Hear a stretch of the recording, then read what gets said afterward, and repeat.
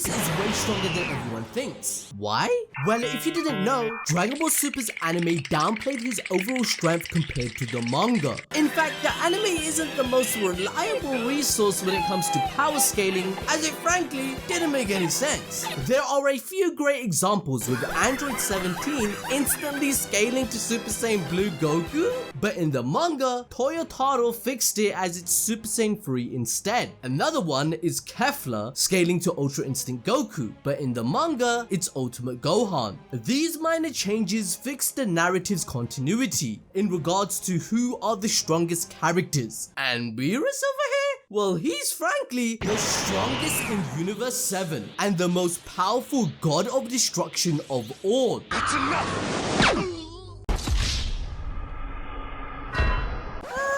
Okay, he's not stronger than the angels, but what's crazy about Whis one-shotting Beerus is that technically speaking, this hit is probably the most powerful punch in the entire series. However, in his introduction, Beerus showed who's the boss, and we get a quick understanding of how vast his power is in comparison, going as far to flick Super Saiyan 3 Goku and a Super Saiyan 2 rage boosted Vegeta, which mind you, made him scale above Goku at that time. But even that was called child's play, as Beerus tanks Vegeta's blast as if it was nothing. He proceeds to claim that it's been aeons since he had to use even 10% of his power against mortals. This is immediately proven to be a fact, as not only did he easily defeat the Z fighters with a pair of chopsticks, but also made Goku give up, as he did not have any ace up his sleeve to beat him. He simply just threw in the towel, knowing that Beerus was merely toying with him, even after unleashing the power of a Super Saiyan God and their exchange of punches threatening to destroy the entire universe. This was a major loss for the gang, and Vegeta, the Prince of Hells, took on the most, as he was whooped by Beerus 3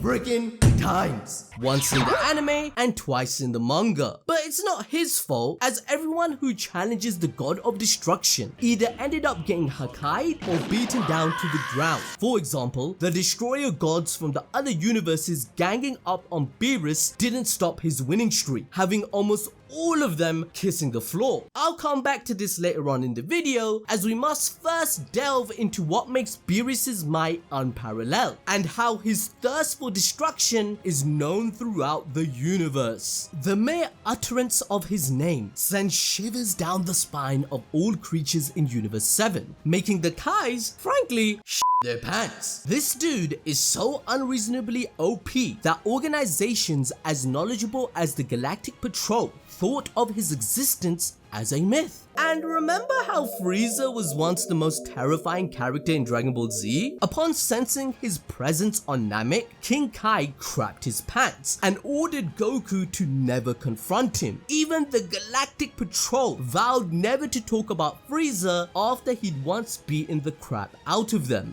But in comparison, Frieza, who was a taboo to everyone else, was warned against laying a finger on Beerus by his own father, King Cole. In fact, it was Beerus who requested the Galactic Tyrant to destroy planet Vegeta due to their arrogance. He also found Frieza to be troublesome because he acted so self-important in his presence. Toriyama mentions that they initially got along due to their instincts to destroy. For example, he even got Frieza to clean his house and do chores, but one time Frieza had his clock cleaned when he got carried away, triggering Beerus's terrifying rage. Now, there are 3 characters in Dragon Ball Super that have direct references to their destruction: Broly, Beerus, and Frieza, as their very nature encompasses it. Broly is said to have destructive power even beyond that of a God of Destruction. And Golden Frieza over here, remember when he casually controls Sidra's Hakkai in the anime, prompting the Supreme Kai of Universe 9 to state that he could be more of a destroyer than the God of Destruction of that universe. But what sets Beerus apart from the other two is the fact that he thinks of nothing else but destruction, reiterating his lesson to Vegeta that his power, which is solely driven by instinct, is boundless. This is where Beerus's ultimate technique comes into play and the source of his unfathomable strength. Ultra Ego. It is a technique which taps into one's core instincts that fuels the destructive tendencies of the mind. It exists on the opposite dimension to Ultra Instinct. If you didn't know, Beerus also possesses Ultra Instinct, but why is it not his default technique, you may ask? Well, that's because the users of Ultra Instinct such as Goku need to be calm and steady in a battle, which Beerus admits that's not his forte in chapter 68. On the other hand, Ultra Ego involves cleansing the spirit and mind to move the body freely or doing as you please. Both techniques do involve training the mind and body to only answer to your core instincts and nothing else. Beerus has perfected this art by narrowing down to his destructive tendencies, which is why he hasn't mastered Ultra Instinct like Whis. So Vegeta may have given the technique its name of Ultra Ego merely to get back at Goku's Ultra Instinct, but it is confirmed by Toyotaro that it is a technique primarily used by the gods of destruction. In fact, Beerus, who is beyond the rationale of morality, is able to embody his ego perfectly. Vegeta only partially achieved a percentage of its power in this state, as he felt guilty for his past in the fight against Granola. Beerus instructed him to destroy his earlier persona and recreate himself from scratch, in which he partially succeeds by reverting into his old self. Although Vegeta was able to make some considerable progress, it pales in comparison to Beerus, who has Ultra Ego on at all times. Unlike Vegeta, he doesn't see any side as good or evil. The perfect balance is achieved when one is above this duality. He's able to confidently wield his energy of destruction and focus on a specific target. Ladies and gentlemen, that is the power of Hakai. Hakai is the signature technique of the gods of destruction, powered by the state of Ultra Ego. According to Beerus, it basically erases the target from existence completely, including the very soul itself. However, he cannot touch immortal beings, such as the angels, the Omni King, and those who became immortal by the Dragon Balls, like future Zamasu. As for the current timeline Zamasu, well, just take a look. Hakai.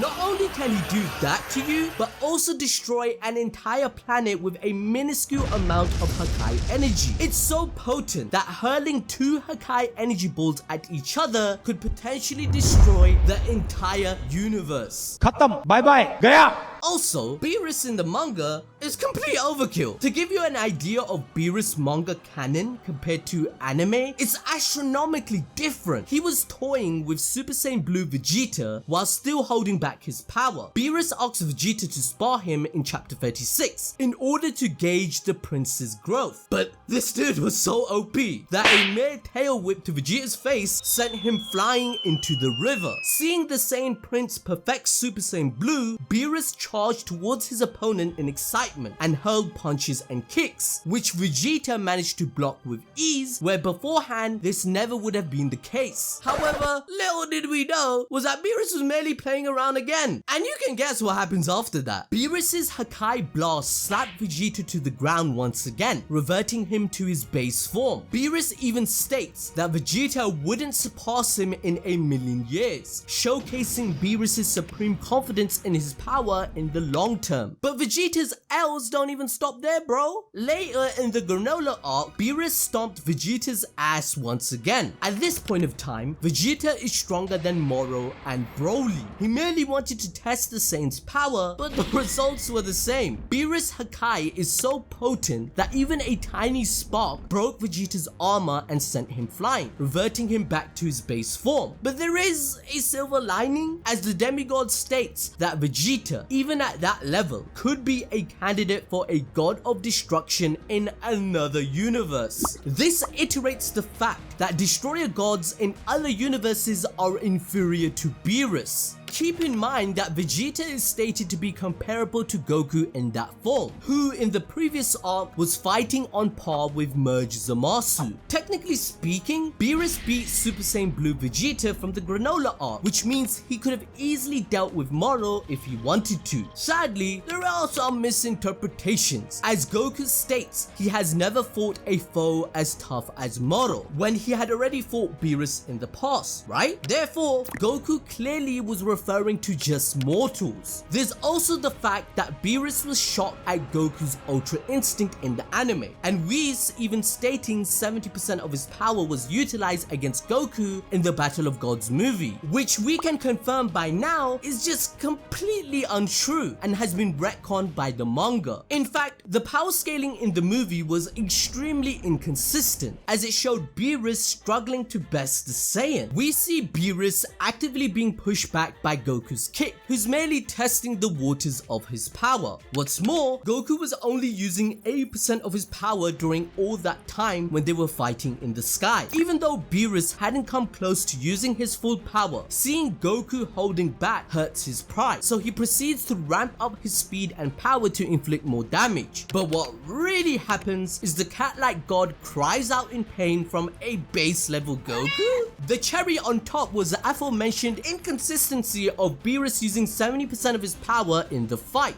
That don't make no sense. The anime verse retconned this and established a stronger Beerus, who used various techniques like cloning, ki barriers, and even eternal ki blasts. He used that against Goku, which made his entire body glow and scream in pain, before Beerus shoved him down to the ground like how Broly did. But also keep in mind, Beerus lied just to see the full potential of Goku in this form, which he admitted to Whis. However, what concerns me is the fact that Beerus had to use 100% of his power to nullify a ki blast created from a clash between him and Goku. The dude even begins panting to catch his breath, stating that he's never fought a battle this fun in decades. And just like in the movie, the anime version of Super Saiyan Goku Beyond God still goes toe-to-toe with him. But thanks to Toyotaro and the manga, Beerus isn't quite the moving goalpost as we see in the other mediums. From the get-go, he was merely toying with Goku and never got pushed back even once, all due to his insane speed, which caught the Saiyan off guard by zooming and headbutting him in chapter 4. Beerus's casual punches are so strong, it causes the very fabric of the universe to shake like a gravitational wave. These shockwaves were so powerful that its effect even reached Supreme Kai's planet, which exists in a higher plane in the universe, millions of light years far away from Earth. And unlike in the movies or anime, Beerus neither gasps for air or powers up to bring Goku back to his base form. The manga scaling accurately portrays Beerus's immeasurable power as it consistently shows him fighting later on. The anime never even showcased Beerus's usage of Ultra Instinct or how powerful Hakai and Ultra Ego really is. All we get,